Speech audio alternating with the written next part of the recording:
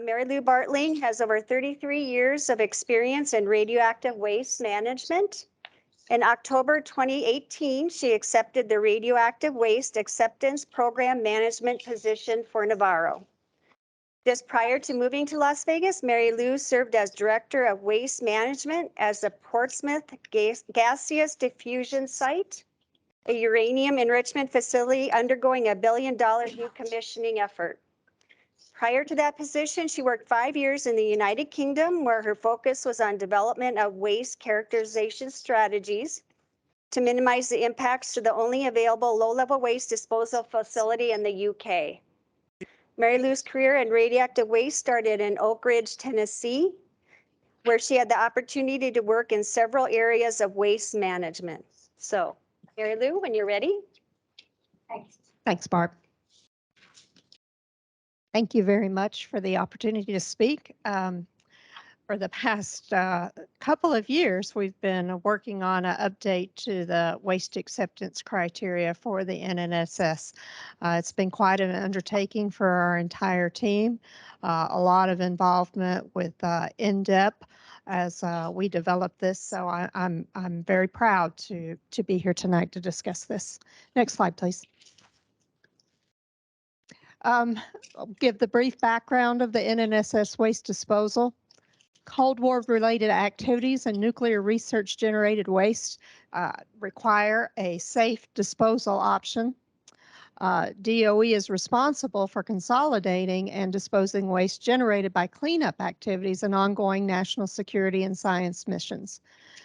The cleanup of the Cold War plus the ongoing missions necessitates a safe outlet for our low-level waste and other waste.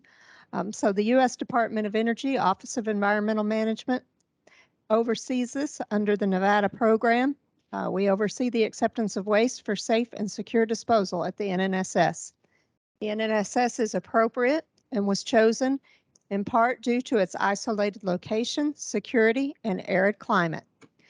Waste disposal operations started on site in 1961. The independent oversight is conducted in part by the state of Nevada regulators. Next slide, please. So there's various types of waste accepted at the NNSS. The low-level waste is radioactive waste that is not categorized as being high-level waste or transuranic waste. Those of you who went to the WIP facility recently know all about the transuranic waste now. Spent fuel or byproduct material. So those of you who attended Susan Krenzine's talk in the last couple of years, she talked about low-level waste is almost defined by what it is not. It is radioactive waste that does not meet any of those categories I just mentioned.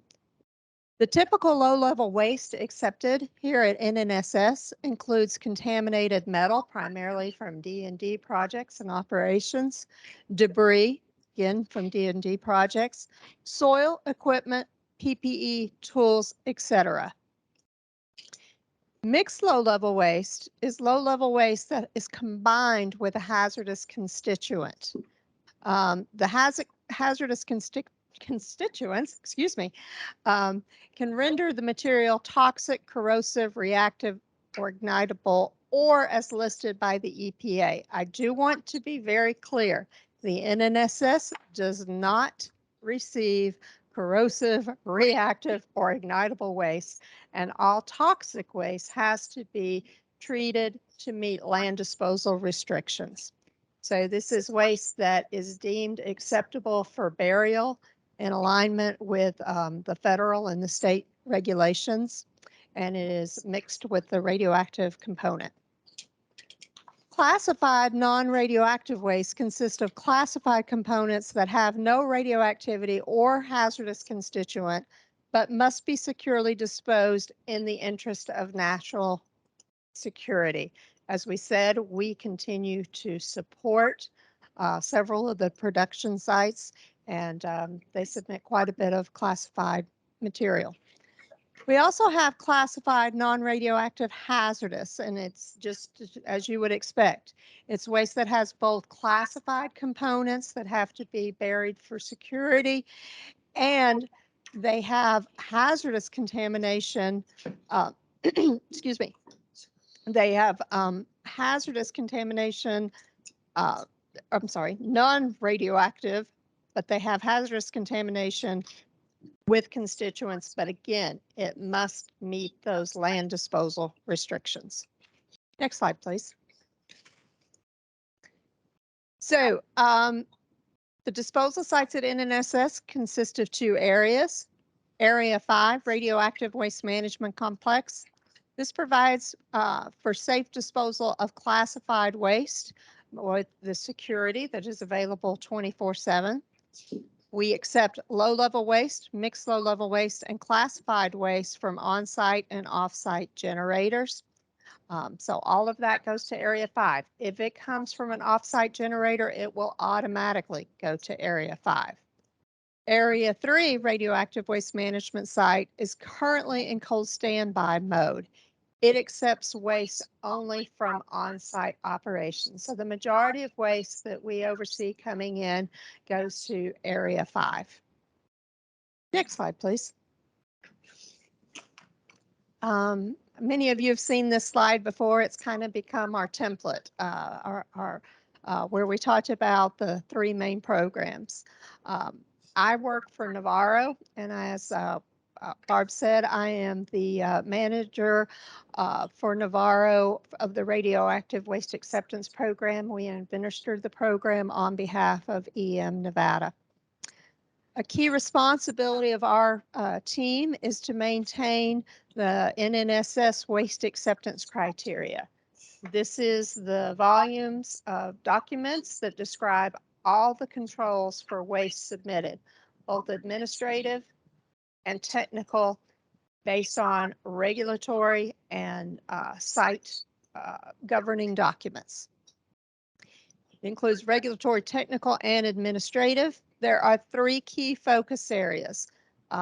Overarching, the program certification. I think most folks are aware that all the sites that currently ship to the NNSS are required to undergo a program review to ensure that they have systems in place that will consistently govern the creation, characterization, packaging, and transportation of waste. The waste profile certification is the next level down. These are extremely complicated large sites, so we require for given sets of waste, which we define as waste streams, for the key characteristics of that waste to be described on a profile. And that is both the chemical and the radiological characterization information, as well as the physical attributes of the waste. Lastly, this program relies heavily on container certification. We require each site that ships to us to have certification personnel on a package level. So those folks are responsible for signing and assuring that prohibited items are not present and that the waste meets the criteria described in the relevant profile. Next slide, please. Starting in February 2020, the EM Nevada program and RWAPT engaged in a methodical, comprehensive, and collaborative revision of the WAC. As I said, it's been over 2 years in the making. The need to update the WAC was driven by operational improvements, administrative enhancements, and changes to the governing documents. The last version of the WAC was issued in 2016, and at that time, the EM Nevada program didn't exist. So this new version was written to reflect the development of the EM Nevada program, and that was very important for our generators to understand the organizational roles and responsibilities between EM Nevada and the NNSA NFO. 2 internal NNSS reviews were conducted. Those NNSS reviews involved the federal staff on the EM Nevada side, the SANFO office, as well as the contractors that support both of those entities. After our internal reviews were conducted, we submitted the documents to the state of Nevada Division of Environmental Protection for review.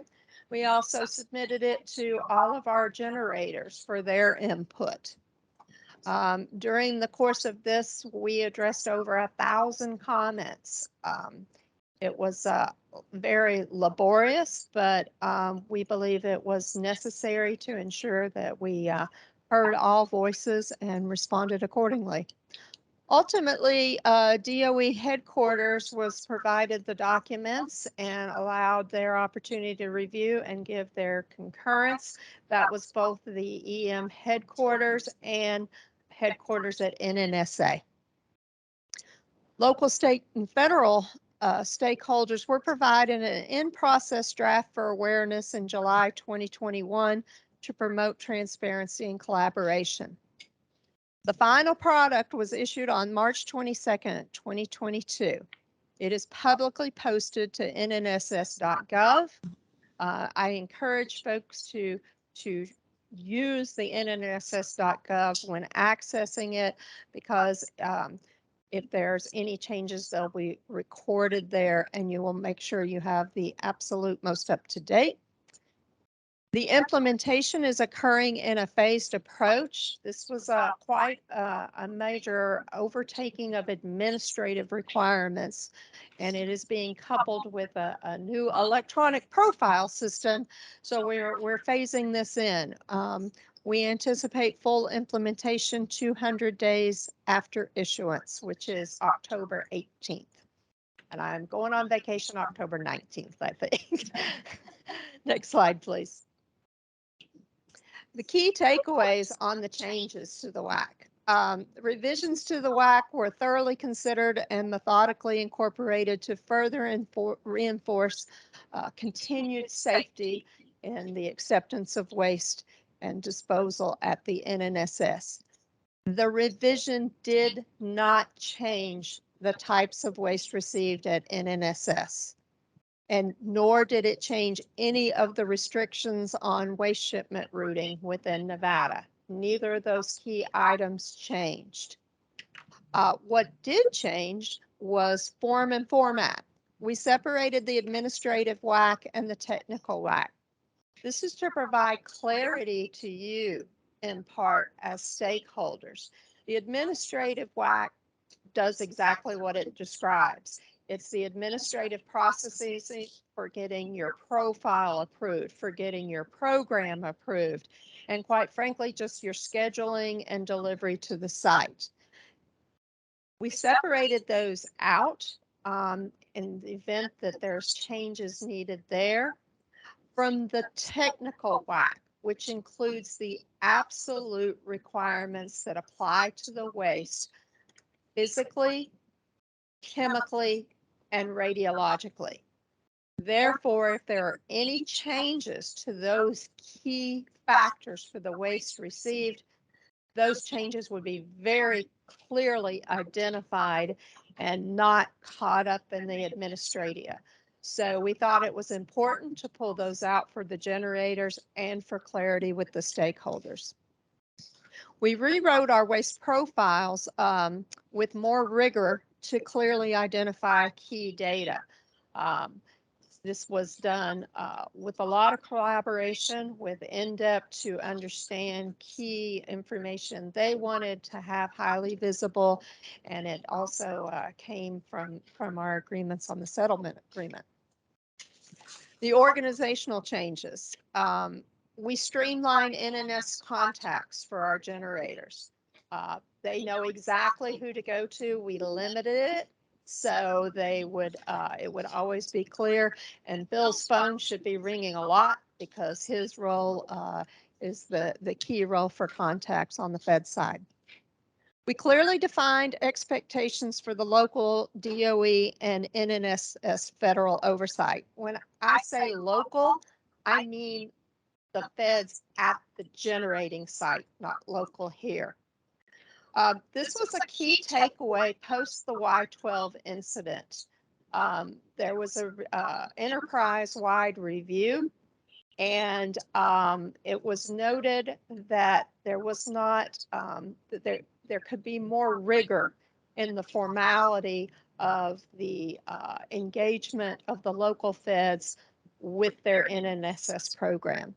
So we thought that was a very important enhancement to the document. We also added new requirements for commercial facilities shipping treated waste to the NNSS.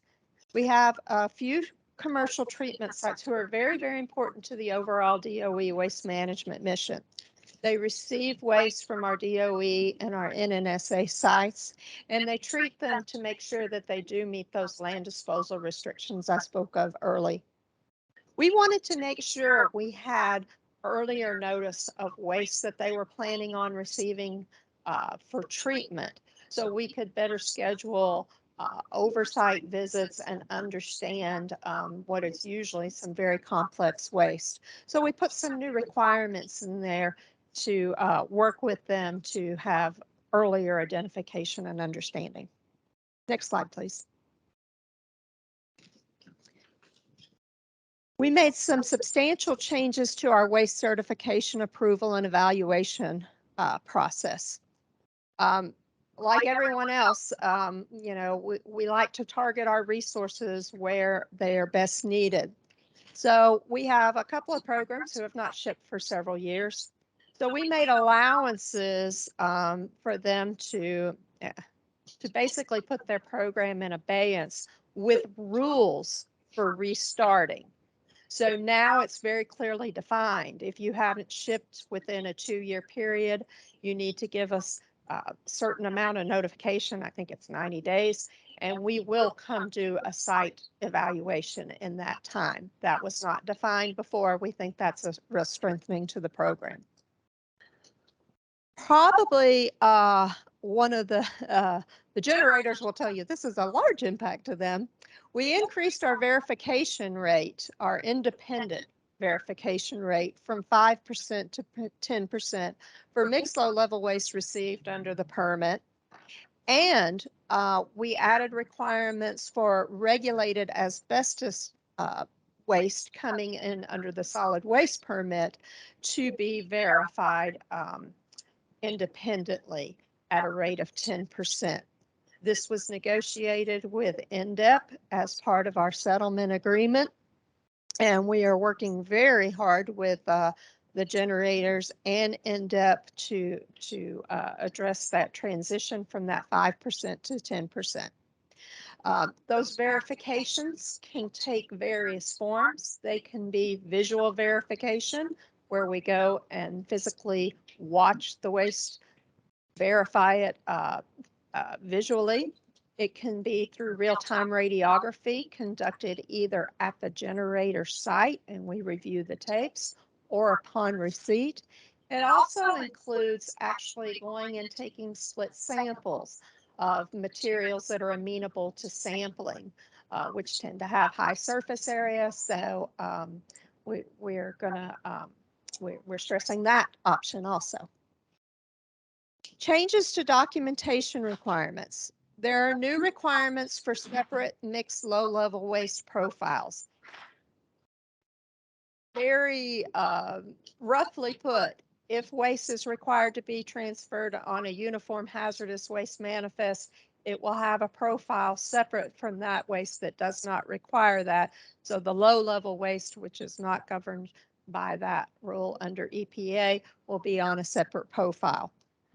This will allow for easy identification of those that are subject to the permit requirements.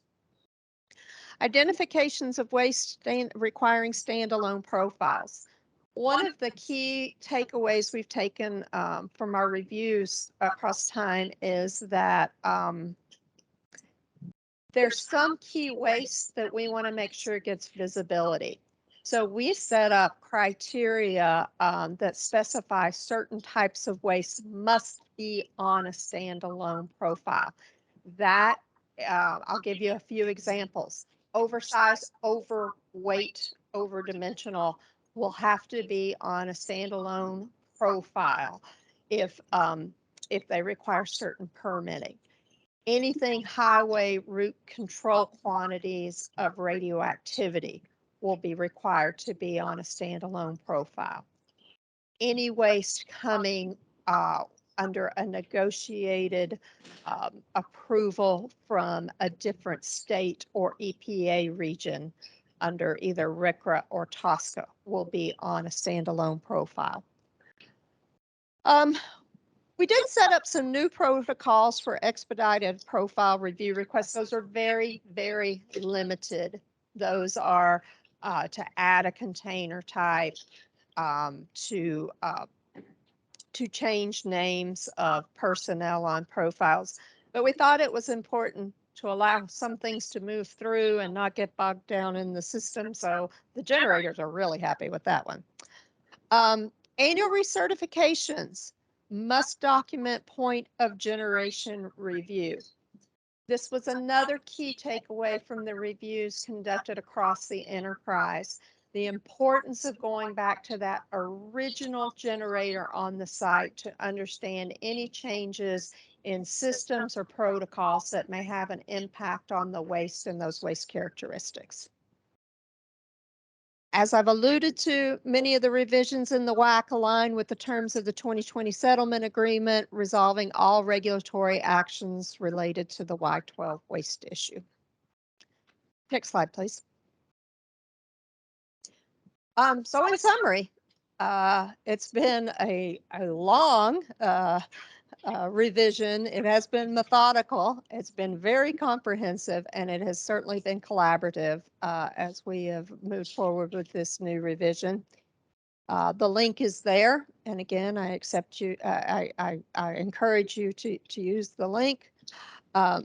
The revised WAC further reinforces the continued safety of waste acceptance and disposal.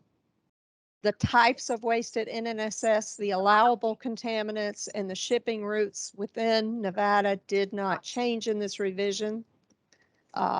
Full implementation is expected by October 18th, 2022.